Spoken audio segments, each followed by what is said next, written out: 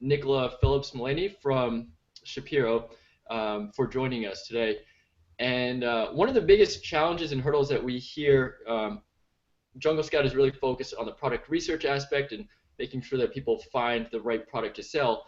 But once they go through that process and then find the supplier, one of the biggest challenges is how to get that product from the suppliers overseas, often in China, all the way to Amazon's warehouse. And there are a lot of challenges and laws, regulations. It can be very intimidating. So we're really excited to have you, Nicola, as an FBA expert at Shapiro. So you're not only an expert in importing products, but specifically for the challenges of Amazon FBA sellers.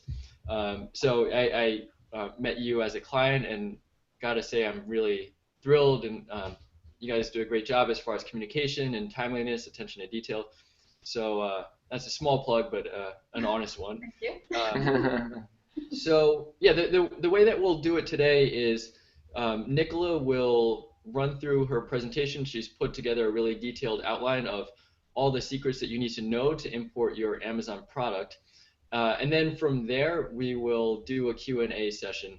So we'll be moderating the chat box and flag any questions that we will get to in the end. So please just drop it in at any time, but know that we will get to it in the end. And if we do run out of time, then we will follow up in writing email, blog posts, or whatever. So with that, yeah, Nicola, thanks. I'll turn it over to you. Sure. All right. Let me just, I'm just going to close out the video here so I can bring up my presentation. All right.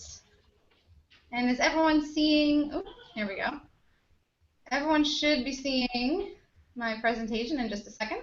Yep, we see it. All righty. Okay. Let me bring up my script here. All right, great. So first of all, hi everyone. Thank you so much for attending this webinar. As Gen introduced, I'm Nicola Mulaney, and I'm the FBA manager here at Shapiro. And so before we begin, I just wanted to give you a little bit of a background on Shapiro. There's me again. So Shapiro is a third-generation family business that we've been serving the shipping community for over 100 years. We place a really strong emphasis on compliance and technological solutions, and we even have a stronger stance on customer service. We provide top-tier logistics solutions with a personalized approach, and we really love to get to know our clients and find ways to help them optimize their businesses. We've been working alongside Amazon for about 7 years now, both with Amazon-owned goods, doing imports for Amazon, as well as the Fulfillment by Amazon program, where we're helping sellers just like yourselves to import your products into the Amazon warehouses. We currently provide customs clearance and freight forwarding services for FBA sellers in the United States, Canada, Europe, and Japan. We offer a hands-on and informative approach to first-time importers to help to ease the learning curve. As you're about to find out, there's a lot to be aware of, and we're here to help you navigate through the wonderful world of importing. So the purpose of the session today is to help you to streamline and optimize your supply chain with a focus on aspects of importing that the industry newbies tend to overlook. We're going to journey through the supply chain to touch on the most important aspects, which are your sourcing, your logistics partners, and of course, customs. So today's focus will be on importing to the U.S., but most of the principles that they can be applied internationally as well. We'll discuss ways to avoid some common mistakes, as well as how to ensure that your supply chain is consistent and scalable. We're going to start at the beginning by talking a little bit about product sourcing and building supplier relations. So from an importing perspective, there are certainly a few things to be aware of while you're sourcing a product and a supplier. First, you need to make sure that you're sourcing from a reputable factory. There are plenty of services out there, such as Alibaba, that can help you to read supplier reviews and choose a supplier wisely. If your supplier has never exported to the U.S. before, it's likely that you'll need to be more involved in ensuring that they're providing the proper documents for both export and import clearance. Choosing a supplier that knows what they're doing when it comes to exports is going to save you time and headaches. It's also important that your supplier understands what it takes to make their products compliant with regulatory bodies, such as the Consumer Product Safety Commission. Finding out that your goods have been detained because of the lead levels in your children's toys failing inspection is certainly not a good way to start building your e-commerce business. If your supplier tries to tell you that US Customs doesn't need certain information that your broker is requesting, or that you can claim a lower invoice value than you actually paid, do some more investigation before committing to a purchase order. As the importer, you are ultimately responsible for the shipment and not the supplier. Next, you'll want to make sure that the product you're interested in is actually allowed into the US or any other countries that you're trying to send your goods to. Furthermore, you'll want to make sure that the government agencies, or OGAs, may regulate your product. US Customs are not the only ones interested in imports. There's the Food and Drug Administration, the US Department of Agriculture, the Environmental Protection Agency, the Federal Communications Commission, the Department of Fish and Wildlife Services, and the Consumer Product Safety Commission, which I mentioned earlier. And those are just to name a few. You certainly don't want to get too far along in the process before realizing that you need a special permit, or worse, that your product is banned. As an example, we've recently seen sellers having to re-export items such as cosmetics because the importers did not do the proper research on their items and the FDA labeling requirements were not met. If your product makes any sort of claim regarding healing or curing, the FDA will consider this a medical device and the appropriate registrations will be required for import. You should also be cognizant of intellectual property rights, as those certainly come into play when importing, and the US Customs has recently taken an initiative to target violators much more heavily. Any branded or trademarked or copyrighted products will require permission from that trademark holder if you wish to distribute it in another country. You don't want to have to quickly learn how to export all that Disney merchandise you spent so long trying to import, right? So being informed is key to avoiding costly mistakes. Do your homework and don't be afraid to ask your broker if something doesn't seem right. Once you've chosen a product and a supplier, you'll want to make sure that you understand under which terms you're paying your supplier. Incoterms, or terms of sale, play an important role in shipping, as they determine who is financially responsible for the goods at each step of the journey. Shapiro has a helpful infographic that makes it easy to understand, similar to what you're seeing on the screen now. I'll have more on Incoterms in a little while, as you'll want to know what the price you're paying your supplier includes. This is very useful when you're pricing out transportation, which leads me to our next segment on choosing the right mode of transport for your needs.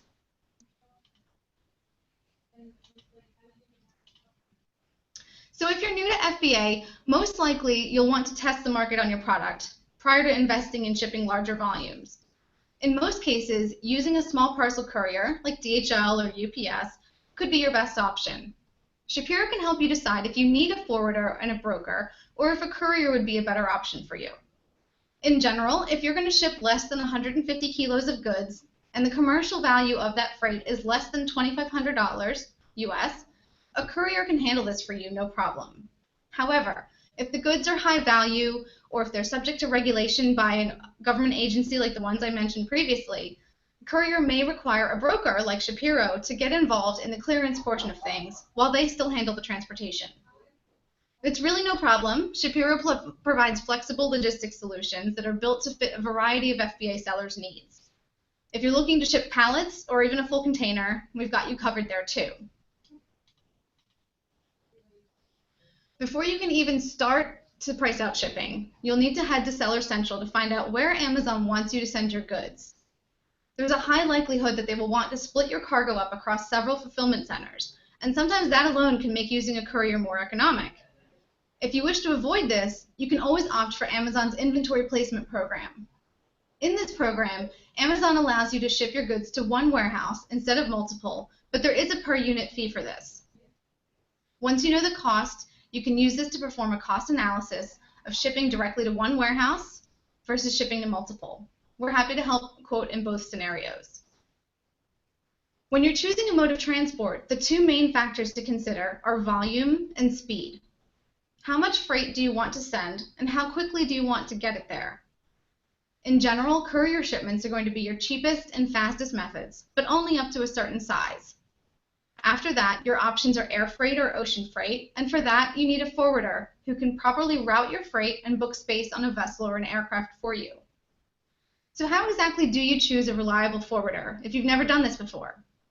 This is a great question, as the quality of all of the parties involved in your supply chain are equally as important. As Shapiro provides freight forwarding services, I'm obviously a little biased here, but in general, you want to look for a company that asks a lot of questions. The details matter here, and if anyone is promising you otherwise, I'd think twice. If you're not a seasoned shipper, you'll want a forwarder who's experienced with new importers, like Shapiro. Importing can be overwhelming and scary, and you want a company that will make it manageable for you, that will break down all the terminology, all that shipping lingo, and most of all, keep you updated frequently. Like in many things, with shipping, you're going to get what you pay for. So if you are looking for bottom-of-the-barrel rates, you can certainly expect a bottom-of-the-barrel service. Looking for a forwarder that also provides customs clearance will reduce the amount of paperwork and coordination on your side. If the forwarder can provide you with easy-to-understand charts and checklists, that's a good sign too. Shapiro has developed these for our clients to help them keep organized and to visualize the process. What you're seeing now on our slide is our shipment process flow chart. This graphic illustrates the steps you would follow if you were using our forwarding service. It takes you from creating a shipment to accepting a freight quote, all the way through customs clearance and then delivery. We've also come up with a checklist that we provide that goes along with both forwarding and customs to ensure that all the I's are dotted and all the T's are crossed, which helps to minimize delays once the shipment gets underway. This is what you're currently seeing on your screen now. So once you've chosen your forwarder, it's time to decide the best method with which to ship your goods. As I mentioned before, you have two options, air freight and ocean freight. In general, air freight will be more expensive because you're paying for faster transit. There are direct and indirect flight options, which may present more flexibility from a cost perspective, but in general, you can expect to pay more for air freight. With ocean freight, you can choose less than container load, also known as LCL, or full container load, known as FCL. We have some handy cheat sheets to help you with container specifications on our website in the Resource Center tab. With LCL freight, your goods will travel along with other people's cargo, which is great because you can share the cost of the container. However, this mode does put you at more risk for a customs exam, which I'll get into a little bit later in our session. If you're able to get volume discounts from your supplier, and Amazon is not limiting your inventory capacity, shipping a full container may be a good way for you to decrease your cost per unit. Full containers come in several sizes, but the most popular are 20-foot and 40-foot boxes. In general, you'll need the volume of at least 20 cubic meters to make shipping a full container worth it. Once you know where all the goods have to go and you have a rough idea of which method you'd like to ship by, then it's time for you to get a freight quote. So now that you've heard about the ways to ship, let's talk about how to get that pricing. Shapiro has a freight pricing team dedicated to Amazon FBA shipments. We know the ins and outs of Amazon shipping, and we're happy to provide you with a few different quotes should you want to compare air versus ocean, speedy or slow services, or perhaps you want to analyze and do the cost benefit of utilizing Amazon's inventory placement program. In this program, again for a fee, you can avoid Amazon splitting your cargo into 2, 3, or even more destinations, which may provide you cost savings on the logistics side of things. Keep in mind though, Amazon may still transship your goods to multiple fulfillment centers before making them readily available in the marketplace. In order to provide you with an accurate quote, we'll need some specifics on your cargo. We have a simple form that you'll complete that you'll provide us with all the details we need to get you a customized quote. Unfortunately, flat rate estimates are not a good idea when it comes to freight forwarding, so details matter. If you plan to use a courier, pricing for that kind of transportation is much simpler and usually can be done right on their website. We'll need to know where we are collecting the goods, and that will depend on your terms of sale or Incoterms. For example, if you're buying on FOB terms, that's free on board, then your supplier is handling taking the goods to the nearest port and clearing export customs for you. If your terms are ex works, the supplier relinquishes responsibility once the goods are packed, and it'll be up to you to get them picked up and exported. Shapiro has agents in just about every country that we partner with to handle this part of the journey for you. We'll need to know the number of cartons you wish to send, as well as their weight and dimensions. Amazon has really specific receiving requirements, and Shapiro is happy to rework your cargo to configure it to the correct pallets to ensure proper delivery. In our experience, most overseas suppliers are unable or unwilling to follow Amazon's instructions. In order to provide pricing for this service, We have to know exactly what we're dealing with. So by now you may be thinking, sure, I understand you need a lot of info, but how can you deliver my goods to Amazon? How quickly can you do it? Well, in order to determine that, we need to consider a few different factors. While we can provide you with port-to-port transit times, there are a few elements in the import process that can cause delays. You'll need to consider that customs and any government agency may hold your cargo for document review or physical examination. This could cost you a few days as well as a few dollars depending on the type of exam performed. As a new importer, it would be wise to cushion a few days into your lead time to allow for an exam. More on that in a little while. Another factor outside of your control is the delivery date. Amazon designates the appointment, and there's really no way to change that. So it's advisable that if you have urgent freight, that you let your forwarder know as soon as possible. Our pricing team can offer rates for expedited services in most areas. We will touch on the specifics of the delivery process a little later today. Another key factor is going to be the cargo ready date, and that will depend entirely on your supplier. Each quote we provide will indicate the departure frequencies for the mode of transport that you chose. For most ocean freight, there's going to be 1 or 2 weekly sailings. Your cargo must be ready several days prior to that sailing date in order to make that vessel. So when you're planning your lead times, consider this as well. The earlier that you let us know about delivery deadlines, the better we can help you make them. And speaking of deadlines, it's important to be aware that ocean freight quotes are only valid for about 30 days. Rates are always fluctuating, so if your cargo is not ready by the time the quote expires, we will have to update the rate. Depending on the time of year, you may see some savings, but if it's peak season, like the holidays, you could see increased cost. Air freight rates are more volatile, so the quotes are valid for even less time. Also understand that if we've quoted delivery, those rates may expire by the time the shipment is actually ready to take to Amazon, so we can't always control that. The trucking market is becoming more and more unpredictable, and while we do everything in our power to stabilize rates, you as the importer do need to understand this premise and plan for it. We're here to help you do just that. So now that we've got logistics covered, it's time to get ready for customs clearance and the fun of paperwork. Whether you're a U.S. resident or not, Amazon is not going to act as the importer of record for FBA shipments, which leaves you, the FBA seller, fully responsible for complying with U.S. customs and other government agency regulations. Non-residents can certainly act as the importer of record for shipments into the U.S. Importing should be looked at as a privilege and not a right, and although it can be tedious at times, all importers must be willing and able to provide any information that customs or a government agency requires. In order to act as the importer of record, the first thing you'll need to do is to purchase a U.S. Customs bond. The bond, at its core, is essentially U.S. Customs' way of ensuring that they receive payment for duties and taxes on all imports. Shapiro offers an annual or continuous bond, which will allow you to import for 12 months. Shapiro discourages the use of a one-time or single-entry bond, as they're generally not cost-effective if you're going to ship more than once a year, and they dramatically slow down the clearance process. Bonds are required for all sea freight shipments, even if it's a low value. If you ship with a courier, in most cases a bond won't be required. However, there are exceptions, so we do suggest that you check with us or with your courier before you ship anything. Along with the bond, you'll need to provide your broker with power of attorney, which enables them to perform customs clearance on your behalf. We also have a terms and conditions of service agreement that we'll ask you to sign, and we have an optional credit application should you choose to apply.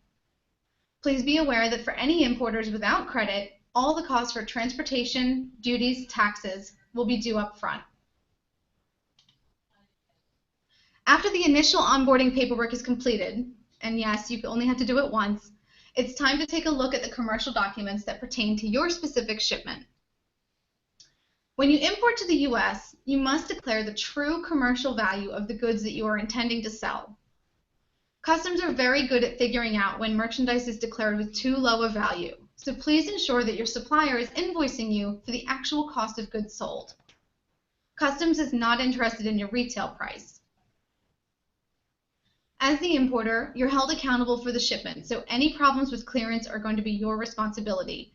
not your supplier, not your forwarder, not even your broker. So it's very important to trust the partners that you're working with.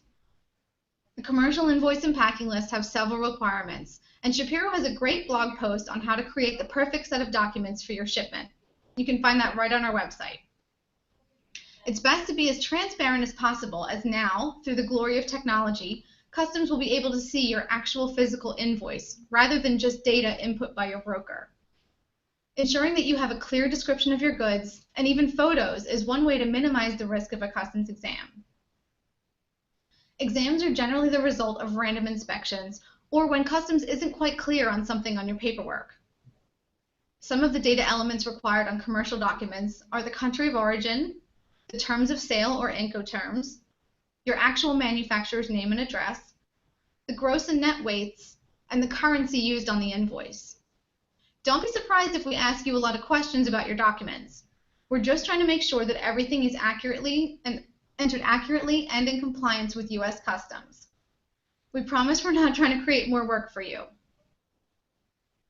While we're on the topic of proper documentation, you'll want to make a note that all master shipping cartons should include the following data printed on the outside: the carton count, your gross and net weights, the country of origin, and any tracking labels such as your FBA shipment labels.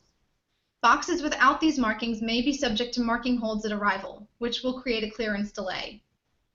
If you're shipping on wooden pallets, you'll also need to ensure that they're properly fumigated and stamped. Otherwise, the USDA could refuse entry. So, just how much are these customs duties and taxes going to run you? Well, that's going to depend mainly on your commodity, but also on a few other factors, including the country of origin. Where your goods are actually made and not just shipped from will determine if they're eligible for any free trade agreements or if they're subject to trade regulations like anti-dumping duties.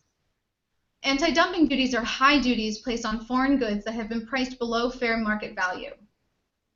You certainly want to be aware of these before committing to that product. A good example of these would be colored pencils from China. Now that adult coloring books are so popular, colored pencils are also in high demand. However, most of these from China will be subject to 114% duties, which can really throw you for a loop if you weren't prepared to pay that much in tax. We encourage you to research duty rates with your broker prior to placing an order so that you can work those costs into your bottom line. Duty rates can be complex, and you want a licensed broker classifying your products for you, not a random website. Many articles have low or zero duties, but some, including textiles, can run as high as 20 to 30%. Again, quite a lot of details may be required in order to provide the correct duty rate.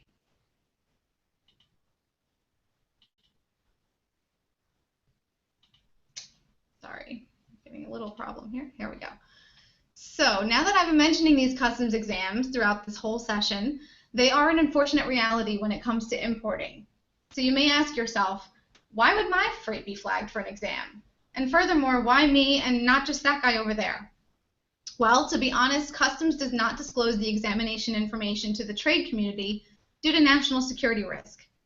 What we do know is that elements such as the shipper, the importer, the duty rate, and the customs country of origin, are all taken under analytical consideration.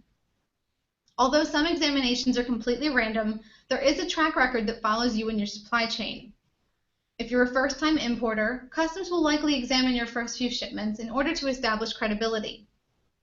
If you have a repeat offender going on, marking or labeling issues, for example, be aware that you may be now under customs microscope. There are several types of exams. X-ray exams are the least invasive and generally take place within 2 to 3 days of arrival. When you have a tailgate exam, customs will then open the container and take a look, but they won't actually open any boxes. This one takes a little bit longer. Intensive exams are the most invasive, as customs will go through and open the boxes and look directly at your merchandise. Exam times vary from port to port, and they depend on how busy the customs staff are. So unfortunately, there's no standard, and we recommend building in a cushion of at least a few days into your plans, and then being diligent with your customs requirements and hoping for the best. If you're shipping with Shapiro, we will keep you updated every step of the way. Remember, the main reason for exams is protection, so while it can be frustrating and costly, It is all for good reason. We have a great blog post that goes on into more detail about customs exams right on our website. And speaking of the costs, I bet you're wondering now what these exams are going to run you. Well, it varies, just like everything else. It depends on the port, the type of exam, and the amount of freight. A simple exam can cost you as little as $50, whereas intensive exams can be in the thousands if you have a full container. The other cost to be aware of is storage. You'd think that the ports and the carriers would be understanding when customs holds your freight, but you'd be wrong. There are some cases where you will be charged storage, even though you have no control over the fact that your cargo is unable to be picked up. It's unfair, but it is a fact, and that's why we want to prepare our importers for this unfortunate reality. As importers, you are responsible for the costs associated with the exam, and Customs does provide a regulation spelling it all out, which is what you're seeing on your screen now. It's the Code of Federal Regulations 19-1467, and it basically states that Customs and Border Patrol has the right to examine any shipment imported into the U.S., and it's important to know that you as the importer must bear the cost of such exams. The importer shall bear any expense involved in preparing the merchandise for customs examination and the closing of the packages. So with all this going on, I'm sure you'd like to hear that there's an easy and free way to keep updated on your shipments. Well, you're in luck. If you're shipping with us, we offer a cargo tracking tool called Shapiro 360, which will give you 24/7 access to the real-time status of your shipments. You can even contact your team directly from the site if you have questions, and you can run a lot of helpful reports on your cargo trends. Maybe you're interested in how many times you were flagged for a customs exam in a certain period. We can provide that for you. Maybe you want to calculate your landed cost. We can help with that too. We offer this tool to all of our clients as we realize that sometimes you want answers outside of normal business hours. Especially with all of you being located all over the world, it's essential to have 24/7 access. The site is very user-friendly, but we do offer live demos to help you get started too. So here we are. Your goods have traveled halfway around the world, they've made it through customs, and now they just have to make it to Amazon's door. It's wise to understand how these deliveries work, and that will allow you to identify the events that may cause delays.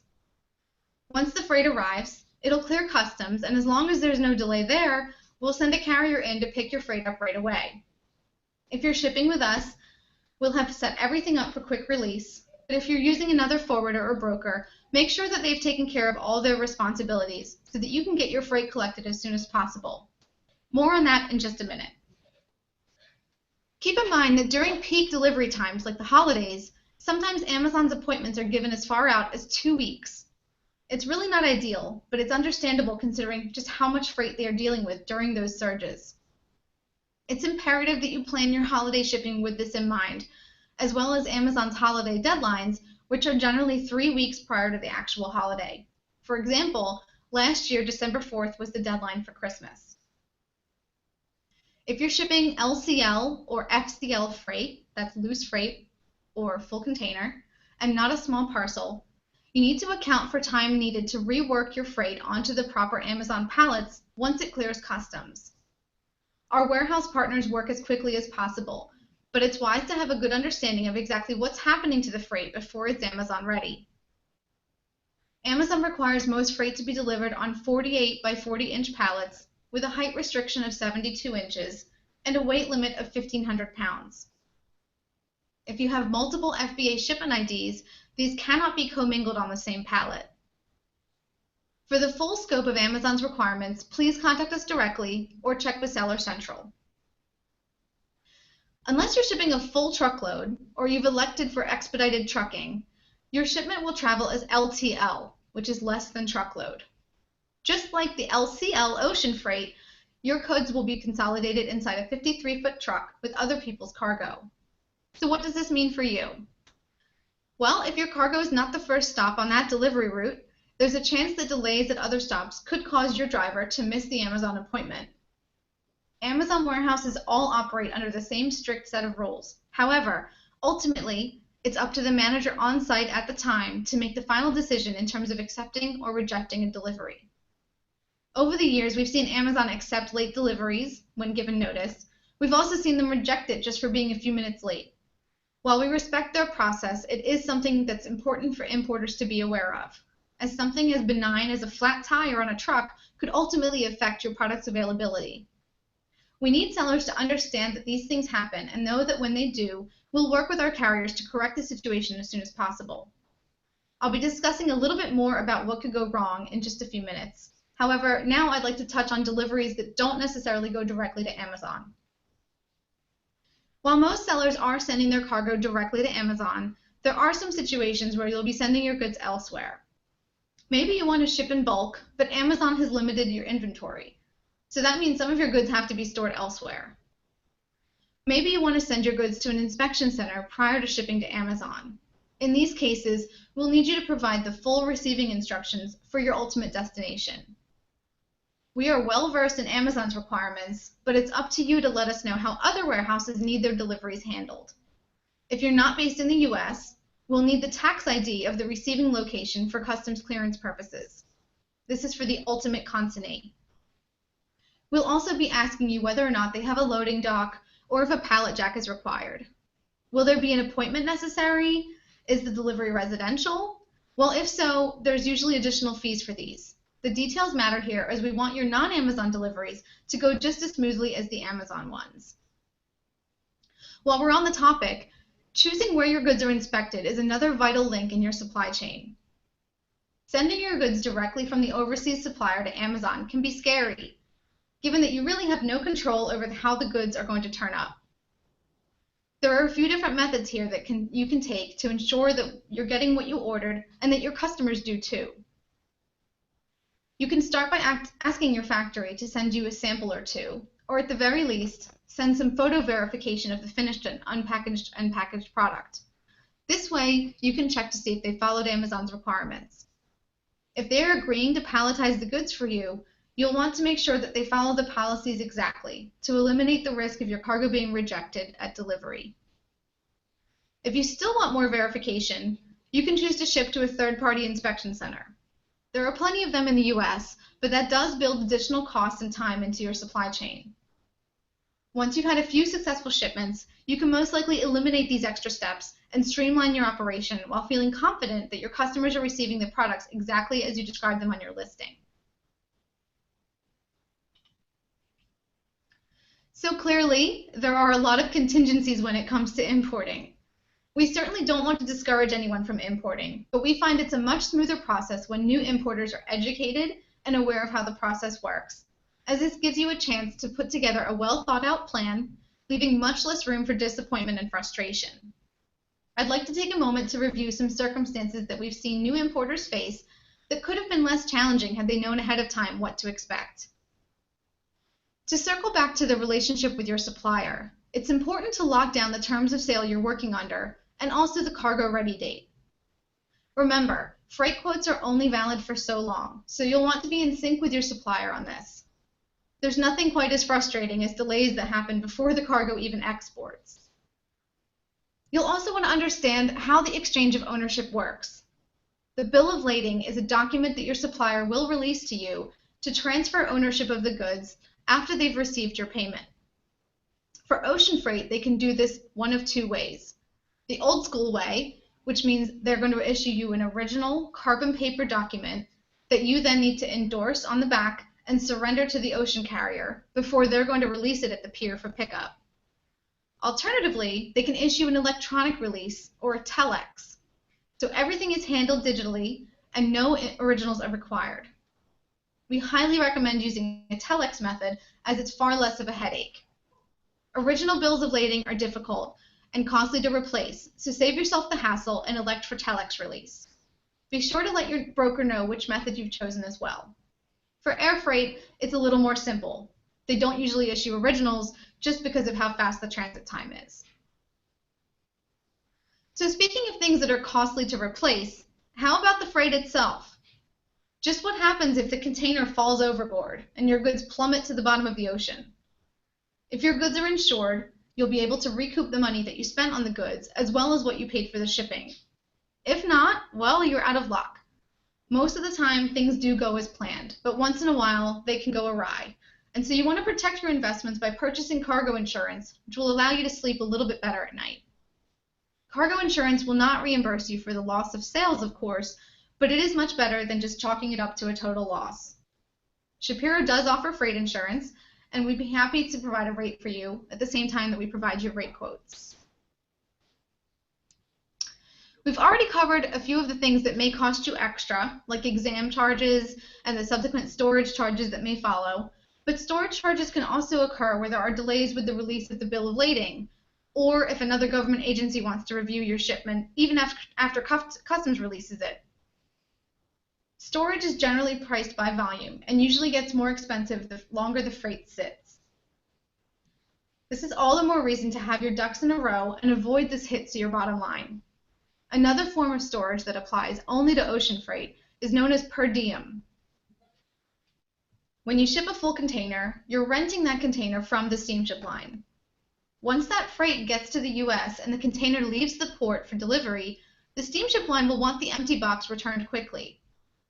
If the container is dropped at Amazon's facility and Amazon takes their time unloading it, the steamship line may charge a per diem fee on the container as well as the chassis that it's sitting on.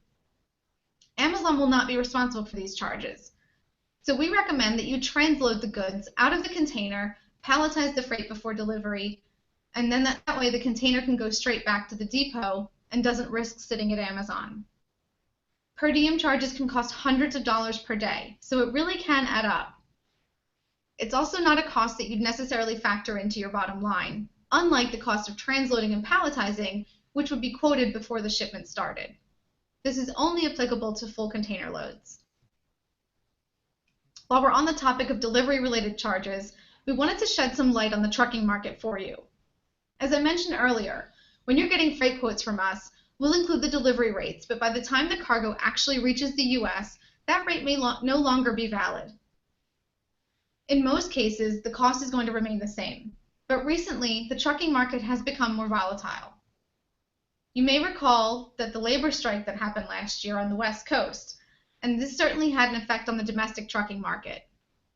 Thanks to some poor infrastructure planning, the US ports just can't handle the volume of cargo that's currently entering the US, and the backlog can be catastrophic at times, as it was last year. The woes of the truck drivers made national news last summer, and you might remember hearing stories about the congestion that was causing drivers to lose money. Truck drivers get paid by turns, and when there's congestion, they simply cannot make as many turns per day if they are stuck in long lines at the pier. The only other way for these drivers to continue to earn a fair wage, given these circumstances, is to charge for wait time, much like a taxi driver charges you when you're stuck in traffic. In general, drivers will allow you 1 to 2 free hours at the port pickup and also at the Amazon drop-off before they charge an hourly rate for their time. This charge is known as detention. It's generally about $85 per hour, but it does vary by carrier.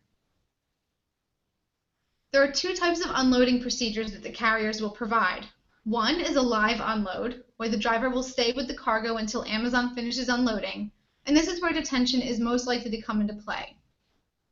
The other option is a drop delivery, where the driver drops the load off and returns at another time to pick up the empty container. This option does involve 2 trips, so it will cost more, but it does minimize the likelihood of unplanned detention charges. When you're setting the shipment up in Seller Central, you'll notice that Amazon provides 3 options for your delivery type: small parcel, LTL, less than truckload, and FTL, full truckload.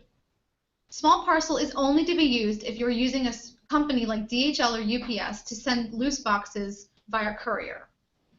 Amazon does provide preferred carriers for LTL and FTL trucking as well, and you're free to use those for delivery. However, these arrangements would then be your responsibility and not the broker. So if you're not familiar with the process, it may be a bit of a headache for you. Shapiro can handle delivery for you and let you handle the rest of your business. Each year, Amazon publishes a calendar of deadlines for the holiday season. It's generally about 3 weeks prior to the actual holiday, and as you can imagine, there's a mad rush to get freight into the warehouses at this time. We cannot stress enough that you need to allow yourself ample time to get your freight in for these peaks. Wait times for appointments can be as long as 2 weeks, so we recommend that if you're worried about running out of stock, you supplement your freight shipments with small parcel deliveries with a courier service. After the holidays, another peak time for shipping will be around the end of January, prior to the Chinese New Year holiday. If you're going to be sourcing in China, you need to be aware of this week-long holiday where there'll be no aircraft or vessels departing China. You'll also not likely be able to communicate with your supplier at this time either. The few weeks leading up to this holiday create a high demand for cargo space, which drives the prices up and allows the carriers to have all control over what sails and what gets left behind. The big players like Apple, Samsung, and Walmart usually buy up a lot of this space, and therefore they have an advantage over everyone else.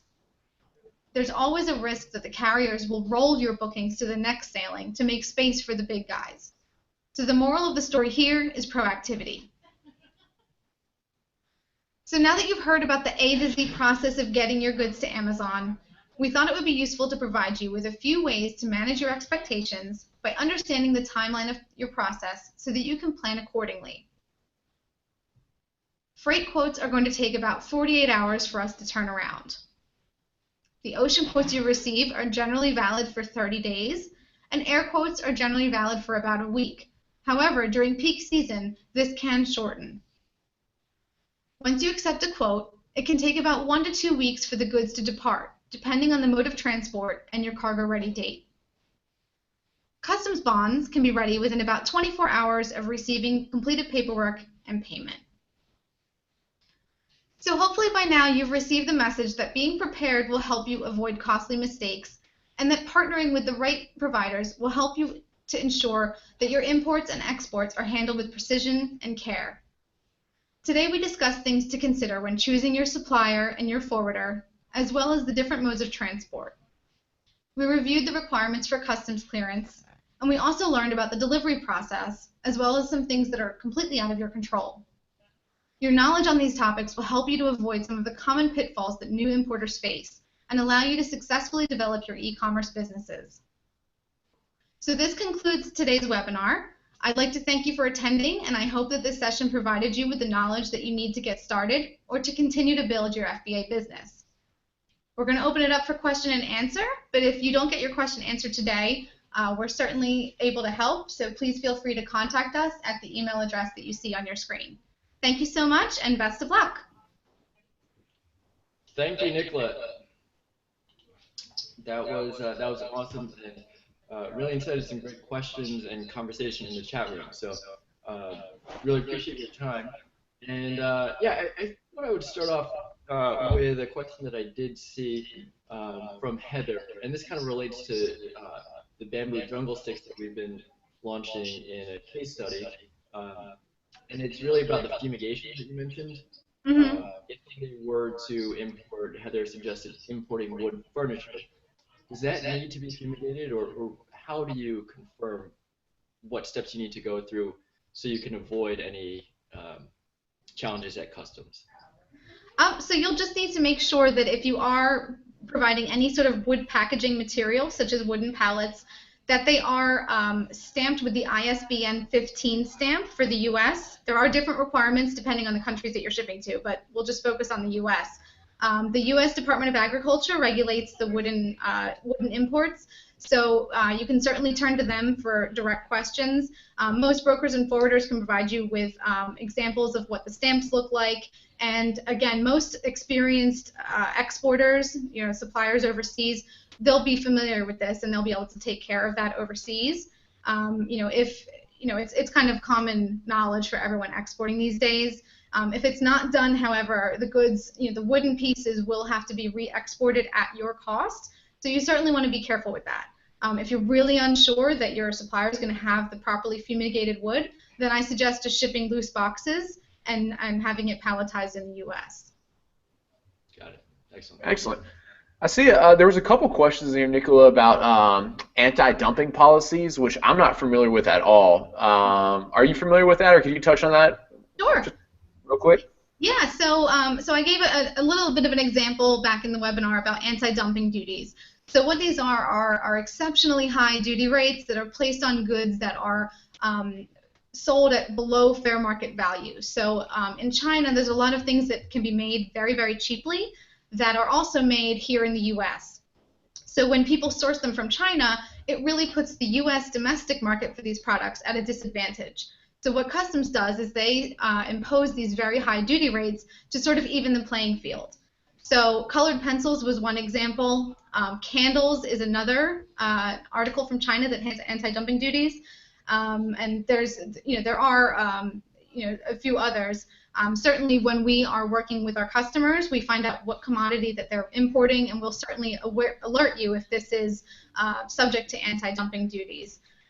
We recently had the colored pencil issue quite a lot, as I mentioned, and some people found, it was a little too late. They had already ordered them.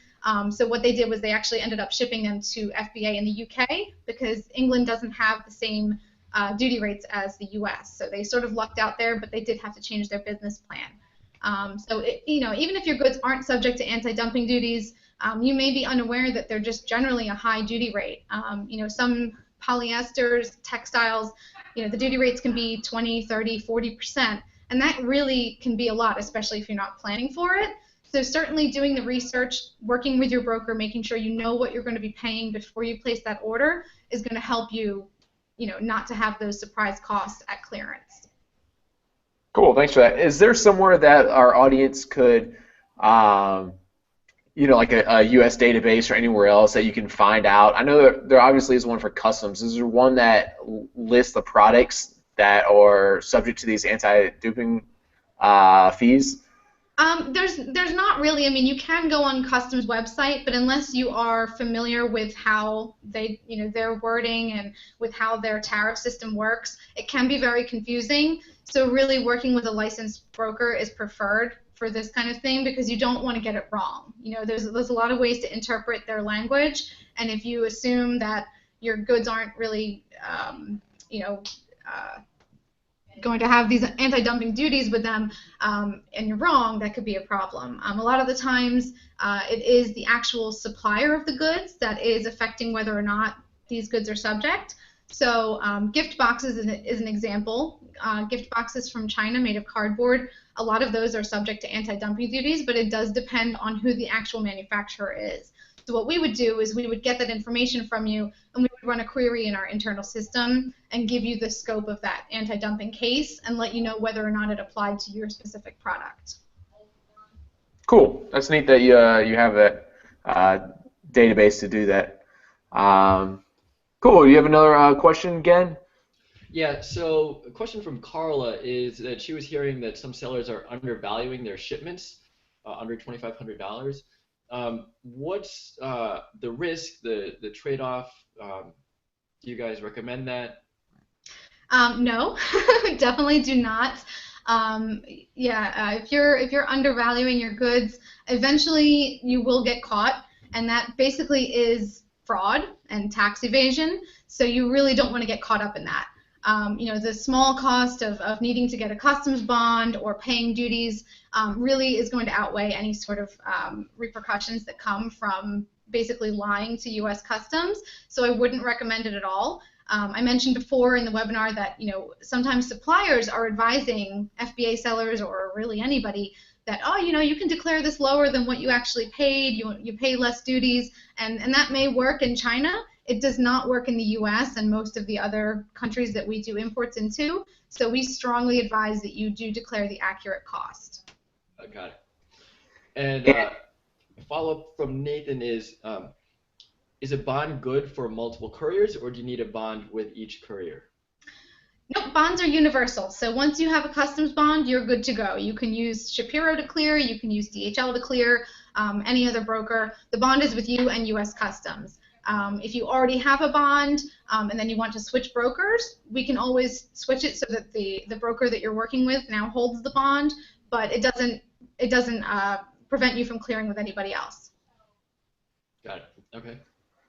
And can you touch real quick on a single-use versus continuous bond? I think there's a few questions about that. Sure.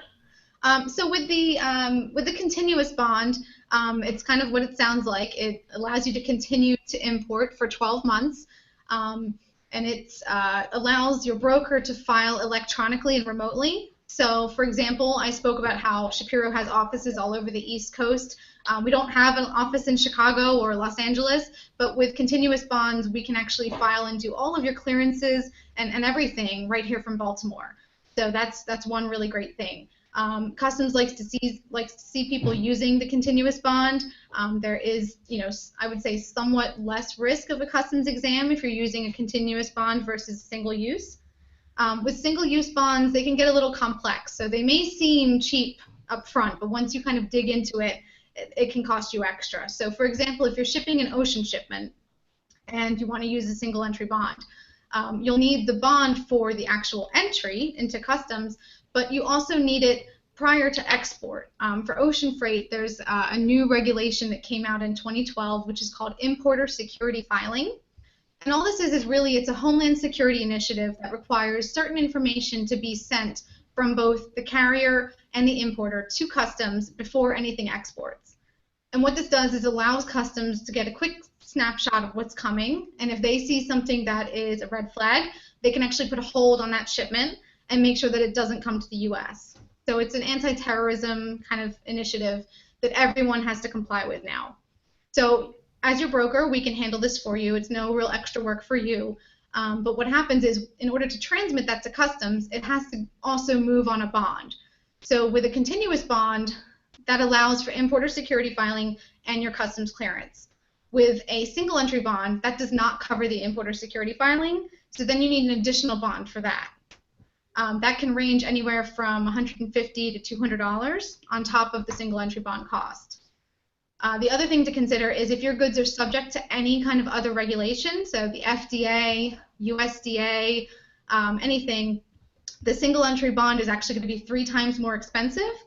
They do require you to kind of insure a bigger amount when you have those government agencies involved. With a continuous bond, the cost is the same no matter what. And also with the single entry bond, we can't file those remotely. So what has to happen is the physical paperwork, so your invoice, the bill of lading, all of that, has to be handed to customs in the physical port where your goods are located. And so what that means is a slower clearance process because it's not electronic. Customs has to stamp it and then return it to the broker. If the broker is not located in that port, they have to hire what's called an outport broker to do this for them. So for example, if your shipment's in Chicago, we have a partner out there that we would say, hey, can you take this paperwork to customs? And then they've got to send it down there. So you can see how it would really kind of delay the process. And really, if there were to be any sort of storage charges because of their delay, that's your responsibility. So again, it's really not recommended, especially for air freight, because with air freight, you only get about 48 hours of free time once it arrives. Ocean freight, you're going to get somewhere between 4 to 5 days. But even that, if customs, if they're busy that day, they got a big stack, or someone's out sick, they could take longer to clear. So we certainly don't recommend the single entry bond really in any scenario anymore. Cool, thanks for covering that. So I think like a fair amount of our audience, are beginners. They might be importing goods into the U.S. for the first time.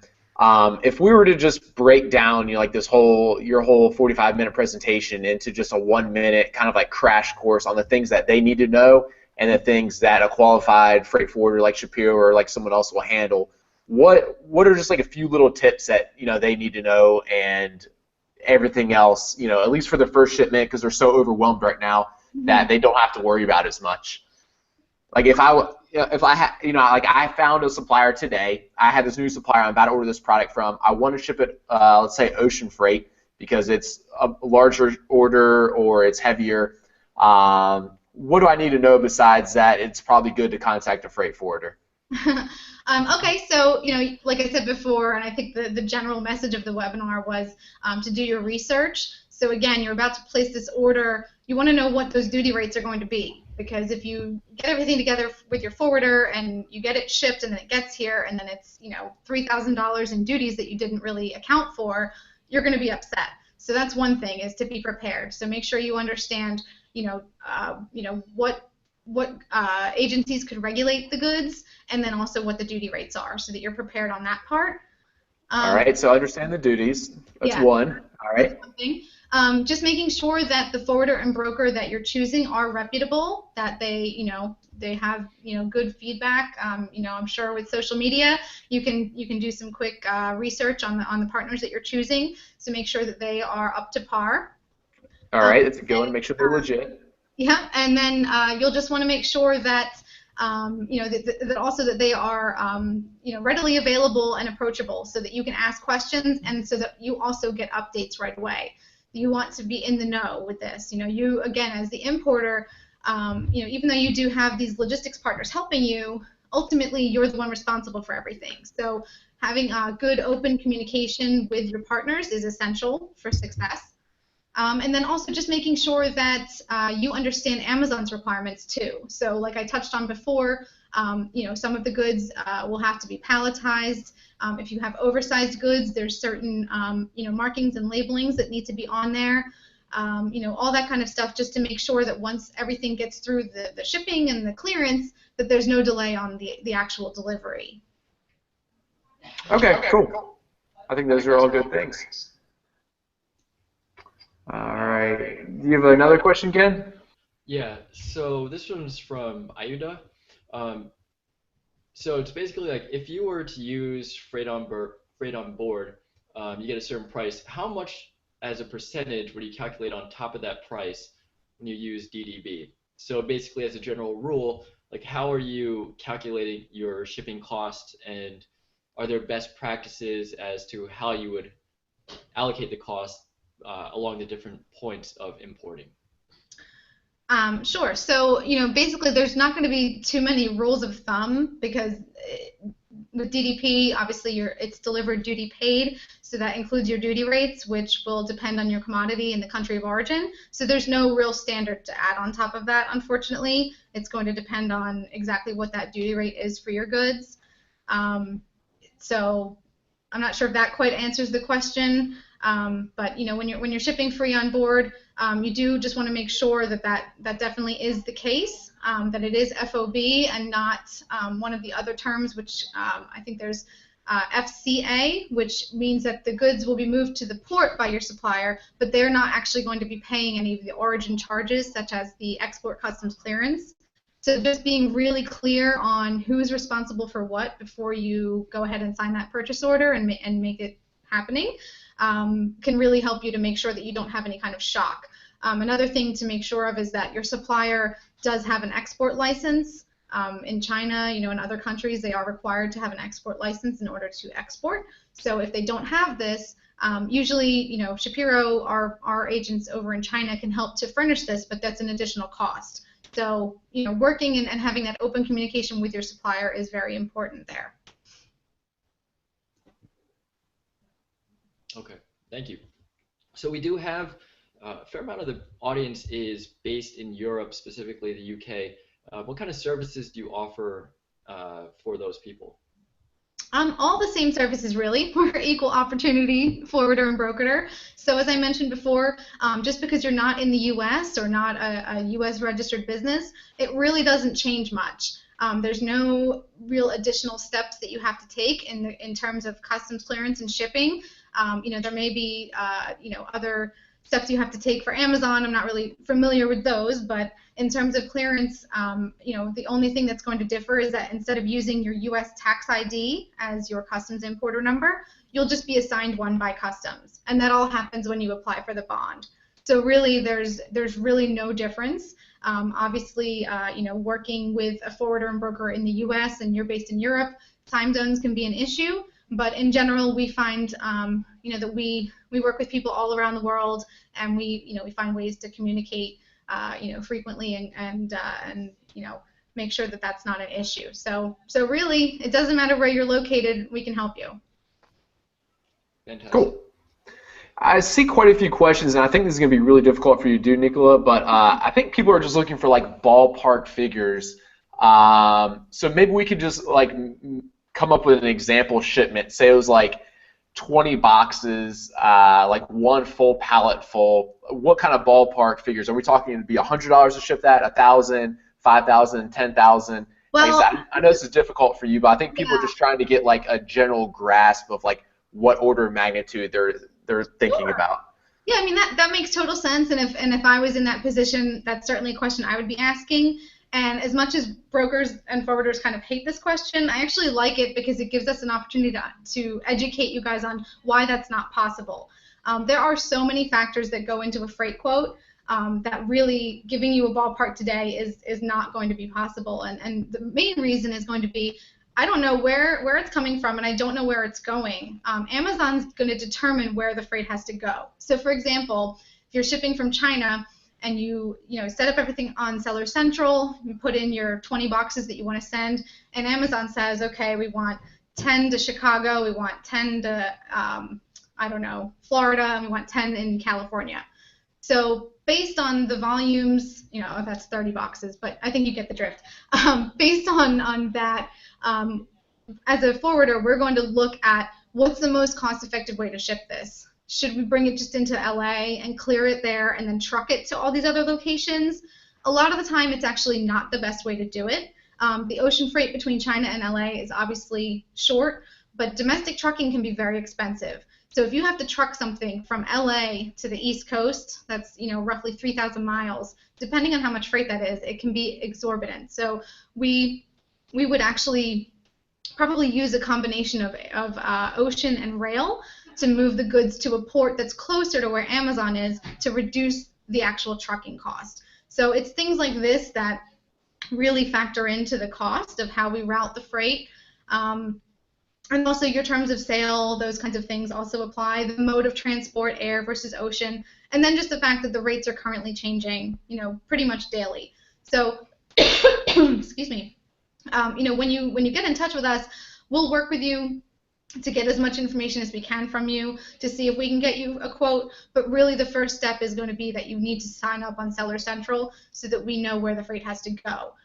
In general, we can maybe do one example for you based on you guessing where the freight may have to go.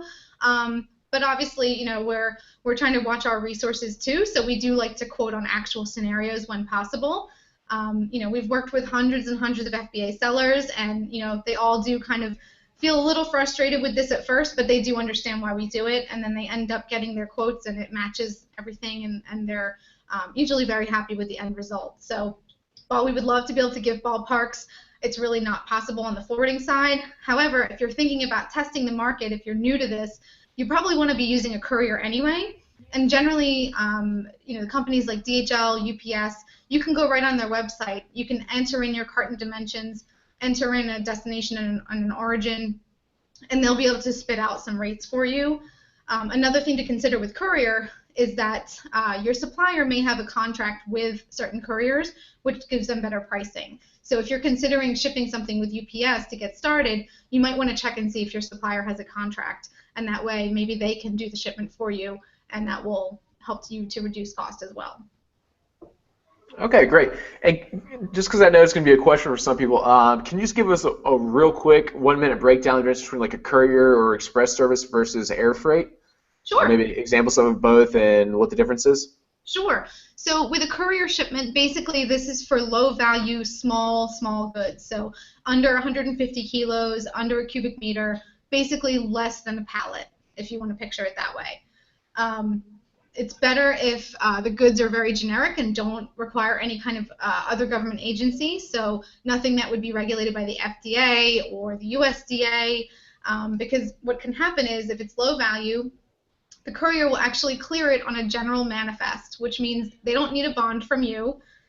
They just sort of clear everything on that aircraft under one sort of informal entry with customs. So it comes in, it lands, it clears, it goes to Amazon. It's pretty quick. It's generally pretty cheap if the freight is small, and it's not a lot of hassle. You'll want to make sure that your shipment is set up as DDP, so that means delivered duty paid. Amazon's not going to be responsible for any duties or taxes or charges from your courier, so you have to make sure you set it up that way. But in general, it's smooth and easy, in order to get started. With air freight, what you're looking at is usually bulkier cargo, maybe not enough to go on an ocean shipment, but generally, maybe a few pallets worth is usually ideal for ocean freight, or air freight. In this case, you're using a forwarder, you're using a broker, so it's going to be a little bit of a slower process because you need to do a formal customs clearance. You need to obviously, set everything up and get a quote, so it's not usually as quick as a courier service. There's generally different options too. So there's direct flights where it's exactly what it sounds like. It goes from port to port and that's it. A little bit of a cheaper option, it would be indirect flights when available. So just like when you take a flight somewhere, you might have a layover. Flights with cargo do the same thing, but that obviously increases your transit time. Also, cargo can miss its connection just like you can, so there's more risk for delay on the indirect flights. But yeah, so in general, courier is for small, easy to clear cargo. If you have something small and low value, but for example, it's sunglasses, for they're lightweight, they're little. Well, actually, the FDA does regulate these. Most of you might not know that. So with sunglasses, these would require a formal customs entry because of the FDA component. So you could still ship it with a courier and get that quick and cheap pricing, but you would need a broker to step in and do the clearance so that the information went both to customs and to the FDA. That really shouldn't slow down the process too much. We do a lot of collaboration with DHL, FedEx, TNT, UPS, all of them, where we just handle the clearance part. So it's a little bit of extra communication on your part, making sure we have the right documents, telling the courier who your broker is. But it's usually not too much of a delay. So certainly, if you're looking to start and you want to make sure that products are going to sell, that there is a demand for it before you invest, I would say stick with the courier. It's generally faster and cheaper. Excellent. Thank you. I think Gen has one more question. Okay. Yeah, so thank you for everything and laying out Shapiro's services. One question that did come up was, like, how can we reduce the fees? Like, are there any areas where you can make the concessions? And sure, I guess, like, you just laid one out where you sacrifice time for money. But are there other ways, places that people can look to trim costs? I mean, it really depends. I mean, shipping internationally is not usually going to be a cheap thing, but certainly making sure that you've researched that there is demand before you go ahead and invest in all this shipping and clearance business is one way. There's no usually if you are going to be shipping, you can sometimes lower your cost per unit by shipping in bulk. So I kind of mentioned before, if you're you've been shipping less than container load and you've had maybe 5 cubic meters, 6 or 7 cubic meters of shipments, and you're starting to see stuff moving, but by now the LCL shipments are getting pretty expensive. You want to see if it makes sense for you to maybe ship a full container, which a 20-foot container can hold about 30 cubic meters, and that way you have that whole box to yourself. And generally that's going to, at a certain point, depending on a couple other factors, start reducing that cost per unit because you're shipping in bulk. So that's one thing to look at. If you're not able to if you're not scaled to that part yet, really it's just going to be sourcing products that don't have high duty rates, and making sure that that you're keeping your brokers and your forwarders honest in terms of rates. We try to be as competitive as possible. If someone's comparing us to another forwarder, we will always be happy to look at quotes and make sure that you're comparing apples to apples and that we are being competitive. And if we're not, we're happy to try to negotiate down with our partners. So that's one other thing you can do. But in general, it's not a cheap practice once you start moving freight, in a little more bulk than you would with a courier. All right, excellent. I think I'm sure if we left the chat open, we could answer questions for hours. So I guess at some point we just have to cut it off and maybe follow up with some of these questions later. Were there any other that you felt like we just must answer again that can't be followed up with, or? Yeah, so I think some people are still wondering, Shapiro's services, do you guys do inspection? It's a great question, actually. Right now, we don't physically do any inspections. We can recommend a couple of companies that we know our other customers are using for inspections, but we are actually researching to be able to provide this. We're looking into being able to provide third-party storage as well as some of these value-added services like inspections. Some of our trucking partners have large warehouses where they may be able to provide this. So it's not something that's currently available, but we are looking to that because we understand that's something that's in high demand. However, right now what I can advise is two different companies. We're not affiliated with them at all. There's, but we just see them being used a lot. They're both on the West Coast, which if you're shipping from China will help you on the logistics costs. But the one it's FBAinspection.com, and the other one is Earth Class Mail. So Earth like the planet, and then Class Mail. That one's located in Oregon. The other one's in California.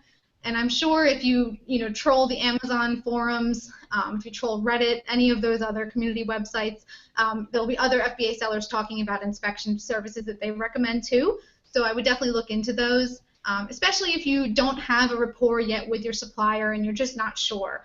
You certainly don't want to blindly ship a bunch of goods and then your consumers make the purchase and then they get a purple bag instead of a red bag, or they get 2 items instead of 3, or whatever it's supposed to be. So we know that the FBA feedback, the reviews that you guys get online is so important to your business. So obviously making sure that what you're listing is actually what's turning up at the door is a huge part of your process. So that's why we're looking into being able to provide that in the future. But for now, we just have some, companies that we can recommend that do this for you. And then also, as I mentioned before, if you don't want to spend the money on that, having your supplier send you samples, having them send you photo verification before you sign the purchase order, or maybe, I guess that might not work, that order, but maybe before it can export. That way, you get to see everything before it ships, and you can sleep a little better at night. Thank you. That's Excellent. super helpful to get some references there.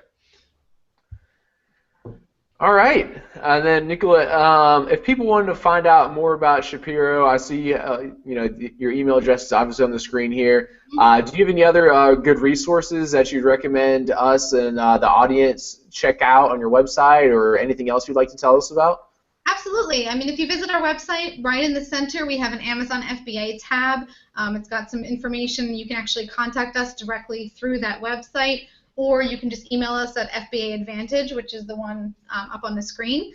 But also on the site, there's some great information that's applicable not just to FBA sellers, but really all importers. So maybe you're not even only doing Amazon. You might be importing to something else as well. Most of the stuff that we spoke about today still applies. So we have a whole blog section where we talk about exam fees, we talk about how to do a customs invoice, all sorts of really good information that's sort of spelled out in layman's terms for you. We have a whole research center full of white papers and other resources that we've collected that we think would be important for you guys, with links to government agencies, explanations of customs rulings, all that kind of stuff is on there. And then we also have, you can sign up for our newsletters. We have the Shap blog, which is the blog post that you'll see on there. They come out probably once a month or once every other month, so you can have that emailed directly to you. We also have the Shap Flash, which is when something big happens in the industry that we feel is shaking everything up, we send something out to make sure everyone's aware. So for example, last year with the labor strikes on the West Coast, if any of you were shipping at that time, I'm sure you were aware there were, hundreds of vessels just floating in the Los Angeles Long Beach Bay trying to get in, and it was this huge problem for everyone. So we were keeping everyone posted through the Shap Flash. And then we also have Shap Talk, which is just basically a once-a-month newsletter on industry news. And a lot of it, maybe as new importers, it may not apply, but certainly as you become more seasoned, it's great information. So the website has a plethora of information for you out there. And then also the Amazon forums out there, talking to other sellers, people that have been through it, certainly that can be helpful too. I know that some people use reddit.com. They have a fulfillment by Amazon section, and a lot of people are on there talking about not just shipping and customs, but they talk about private labeling, and they talk about fees and everything else. So reaching out to the community that you're doing business in is another way to learn a lot and educate yourself. Fantastic. Excellent. Those are all great tips. All right. Well, I think that probably about wraps it up for the day then. I want to thank you very much, Nicola. That was all fantastic information. I think a lot of our listeners are very grateful to get it, because it can definitely be overwhelming. And if you were overwhelmed by the webinar importing from China, you can, of course, watch the replay of this. Nicola gave us a lot of good recommendations on Shapiro, where to find good resources and so forth. Again, what are we thinking as far as a replay and follow up blog posts and that kind of stuff? We give our Yeah, audiences so a scoop. for anybody that's still here, please continue to drop in your questions in the chat room. Nicola has kindly offered to review and answer them in writing for anything that we've run out of time with. So we will still be answering questions. We'll be posting this to YouTube, and we'll be recapping everything in writing as well. And then Nicola and her team will send out any additional answers. So yeah, just stay active in the chat if you have any remaining questions. All right, excellent. I'm going to drop our the link to our YouTube channel in the chat box. If you guys want to subscribe to our YouTube channel, you'll be notified when the replay of this one's up and all webinars in the future as well. So that'd be a great place. Another great place to ask questions, if you have them, are in the comments of our blog. Gen and I are good about answering all the questions there. Or in the Facebook group, as Nicola mentioned, kind of being active in the community helps a lot. So you can find our Facebook groups called the FBA Competitive Edge. Gen and I are active in there, as well as like literally 15,000 other people that are a lot smarter than we are. So yeah, thank you very much for joining us. Thanks again, Nicola and Gen, and everyone who joined us. Great, thank you very much, and hopefully everyone was okay with my speed. I know I do tend to talk quickly, so I'm glad you guys recorded this. But you know, all the information is available again on our website as well, and also if you contact us directly, we'll be happy to help. Myself and Marissa, my colleague, will be answering emails at the email on the screen. So we look forward to hearing from you. Thanks all right, so much, thanks Nicola. again. Thank you. Take care. Bye. Bye, guys.